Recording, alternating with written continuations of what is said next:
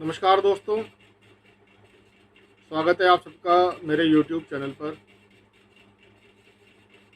दोस्तों, आज चर्चा करेंगे अनजन्मे का ऋण क्या होता है, कैसे बनता है, क्या इसका असर होता है, क्या इसकी निशानियां होती हैं और क्या इसका उपाय होता है। लेकिन दोस्तों, इस जानकारी से पहले मेरी आप सबसे रिक्वेस्ट है कि आपको मेरी वीडियो अच्छी लगे तो मेरी वीडियो को लाइक करें, शेयर करें और मेरे YouTube चैनल को ज़रूर सब्सक्राइब करें और नोटिफिकेशन बेल को भी ज़रूर दबाएं, जिससे आपको मेरी आने वाली वीडियोस की जानकारी मिलती रहे। तो दोस्तों, शुरू करते हैं आज का विषय, अनजन्मे का ऋण क्या होता है, कैसे बनता है, क्या इसकी निशानियां बताई गई हैं लाल किताब में और क्या इसका असर बताया गया है। और दोस्तों, सबसे इम्पोर्टेंट चीज़, इसका क्या उपाय बताया गया है, क्योंकि दोस्तों उपाय जानना बहुत ही ज़रूरी होता है और जब तक उपाय नहीं किया जाता तब तक परेशानियों से छुटकारा भी नहीं मिलता। दोस्तों, जब राहु के पक्के घर, दोस्तों ये जो ऋण है, अनजन्मे का ऋण, इसका संबंध राहु से होता है। और दोस्तों, इस ऋण को हमेशा जन्म कुंडली से देखा जाता है, वर्ष कुंडली या वर्ष फल से इस ऋण को नहीं देखा जाता। इस ऋण का संबंध जन्म कुंडली से होता है, ना कि वर्षफल या वर्ष कुंडली से। तो दोस्तों, जब जन्म कुंडली में राहु के पक्के घर, अब राहु का पक्का घर होता है दोस्तों खाना नंबर 12, 12th हाउस। दोस्तों, ग्रहों के पक्के घर कौन से होते हैं, इसके बारे में मैं ऑलरेडी अपनी एक वीडियो बना चुका हूँ, ग्रहों के पक्के घर। तो आप मेरी उस वीडियो को देख सकते हैं, उससे आपको ग्रहों के पक्के घर कौन कौन से होते हैं उसके बारे में पूरी जानकारी मिल जाएगी। तो दोस्तों, जब राहु के पक्के घर खाना नंबर 12, 12th हाउस में सूरज, शुक्र या मंगल, सूरज, शुक्र या मंगल हो तो अनजन्मे का ऋण होता है। अनजन्मे मतलब पैदा भी नहीं हुए। दोस्तों, इसके बनने का क्या कारण होता है? तो इसके बनने का कारण ये होता है दोस्तों कि ससुराल या अपनी दुनियावी रिश्तेदारों से, अपने रिश्तेदारों से या ससुराल से। ससुराल दोस्तों राहु, राहु से संबंध होता है ससुराल का। ससुराल का कारक राहु ग्रह। तो ससुराल से या आपसी दुनियावी रिश्तेदारों से धोखा, फरेब या दगा करना, वो भी इस तरह कि दूसरे का कुल खानदान, मतलब उसका वंश, उसका कुल, उसका पूरा खानदान ही बर्बाद हो जाए। अब दोस्तों, इस ऋण की क्या निशानियां होती हैं?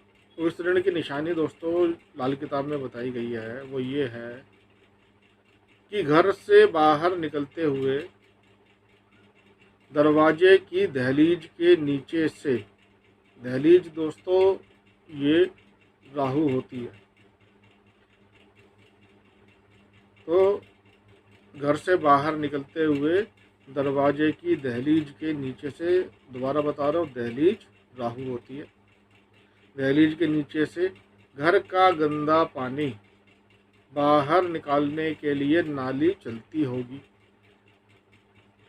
या मकान की दक्षिण की दीवार के साथ, उजाड़, वीरान कब्रिस्तान, या भड़भूजे की भट्टी होगी। अब दोस्तों, इस ऋण का क्या असर होता है? तो दोस्तों, अनजन्मे के ऋण का असर लाल किताब में इसको दोस्तों बताया गया है। तो मैं पहले वही वर्ड बताता हूँ आपको। शाम का समय हुआ, शाम मतलब राहु का समय, तो शाम का समय हुआ। नींद का दौरा शुरू हुआ, कुछ कुछ ख्वाब आने लगे। ख्वाब मतलब दोस्तों राहु। हर तरह का आराम और दुश्मनों से बचाव करने के लिए सामान इकट्ठा कर लिया। कि अचानक, दोस्तों अचानक जो कुछ भी होता है उसका कारण राहु होता है। अचानक मतलब राहु। कि अचानक बिजली की लहर फट निकली। बिजली मतलब दोस्तों राहु, इलेक्ट्रिसिटी मतलब राहु। तो अब दोबारा से बता रहा हूँ दोस्तों, हर तरह का आराम और दुश्मनों से बचाव करने के लिए सामान इकट्ठा कर लिया। कि अचानक बिजली की लहर फट निकली, मतलब बिजली की तारों में आग लगना, शॉर्ट सर्किट होना। अचानक मतलब राहु, बिजली मतलब राहु। और सजा सजाया, बिजली की तारों में आग लगी, शॉर्ट सर्किट हुआ, और सजा सजाया मकान जल गया। ख्वाब भूले, नींद खराब हुई और जान के लाले पड़ गए। करोड़ों अरबों के मालिक, नीलम के व्यापारी। दोस्तों लाल किताब में जो नीलम रत्न होता है वो राहु का बताया गया है। तो करोड़ों अरबों के मालिक, नीलम के व्यापारी पल भर में बर्बाद हो गए। सोना गुम हुआ, सोना मतलब बृहस्पति। सोना गुम हुआ मतलब बृहस्पति का नुकसान हुआ। चोरी, लूट, गबन, धोखा, ठगी के कारण धन की हानि होने लगना। ससुराल की तरफ का, ससुराल मतलब राहु, ससुराल का कारक राहु होता है। तो ससुराल की तरफ का कोई भी रिश्तेदार 16 से 21 साल की उम्र, दोस्तों ये 16 से 21 साल की उम्र बृहस्पति की उम्र होती है। तो ससुराल की तरफ का कोई भी रिश्तेदार 16 से 21 साल की उम्र मतलब बृहस्पति की उम्र के बीच में सिर से जख्मी होना। अब दोस्तों राहु ने इंसान को सिर से पकड़ा है और केतु ने पैरों से पकड़ा है। तो सिर से जख्मी होना, गंदे ख्याल का मालिक होना मतलब गंदे गंदे ख्याल आना, बेडौल शरीर होना, बीमारी का मारा हुआ और नौजवानी में ही बूढ़ा दिखाई देना। जितना ज़्यादा सोच समझकर और अकल से काम किया उतना ही निर्धन होता गया।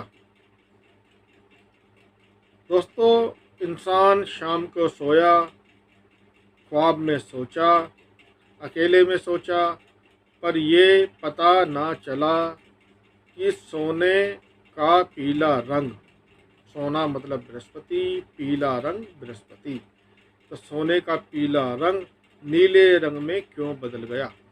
दोस्तों राहु का रंग नीला होता है। तो लाल किताब में राहु का रंग नीला बताया गया है। तो सोने का रंग नीले रंग, सोने का पीला रंग नीले रंग में क्यों बदल गया, मतलब बृहस्पति क्यों खराब हो गया। और बृहस्पति को खराब करा राहु ने। परिवार के सदस्य, बच्चे, नौजवान लड़के देखने में खूबसूरत, तंदुरुस्त, पर अचानक सांस के घुटने की बीमारी का शिकार होने लगे। अब दोस्तों ये सांस के घुटने की जो बीमारी होती है ये राहु की वजह से होती है। और सांस दोस्तों मतलब बृहस्पति, लाल किताब में सांस को, हवा को बृहस्पति बताया गया है।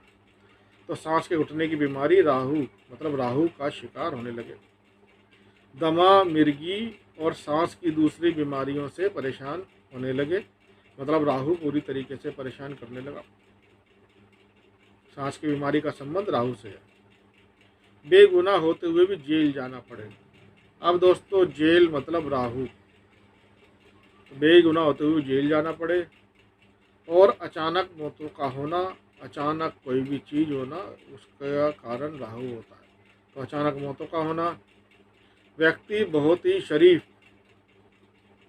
लेकिन फिर भी बिना कारण के जुर्माना भरना पड़ा और कई बार जेल जाने का बहाना बना। जेल मतलब राहु।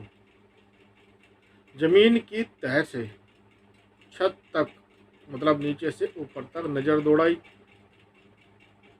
नीले समंदर से आसमान तक छान मारा, सुबह से शाम तक सोच विचार किया, पर जवाब वही रहा कि ये सिर्फ मन का वहम है, फर्जी ख्याल है। जो ये गुमनाम सजाएं, जो बर्बादी है, जो ये गुमनाम सजाएं आफतें खड़ी कर रहा है। अब दोस्तों ये जो सारी बात मैंने बताई है इसका सार क्या है? तो इसका जो सार है दोस्तों ये है कि जब ये ऋण होता है अनजन्मे का ऋण, तो ऐसे में राहु से संबंधित परेशानियों का सामना करना पड़ता है।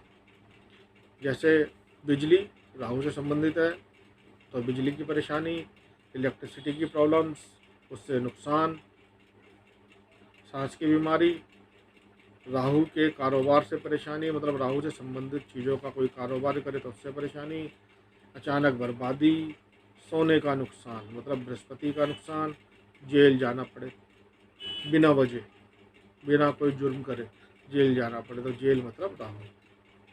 तो दोस्तों इस तरीके का असर होता है जब अनजन्मे का ऋण होता है टेवे में। अब दोस्तों इसका क्या उपाय बताया गया है?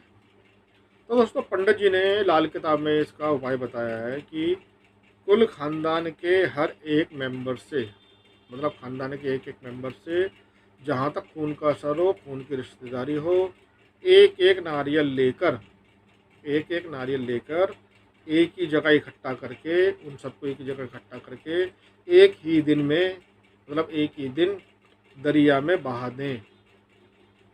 तो जहाँ तक खून का असर हो वहाँ तक एक एक मेंबर से एक एक नारियल इकट्ठा कर ले और सबको इकट्ठा करके एक ही दिन में दरिया में बहा दें।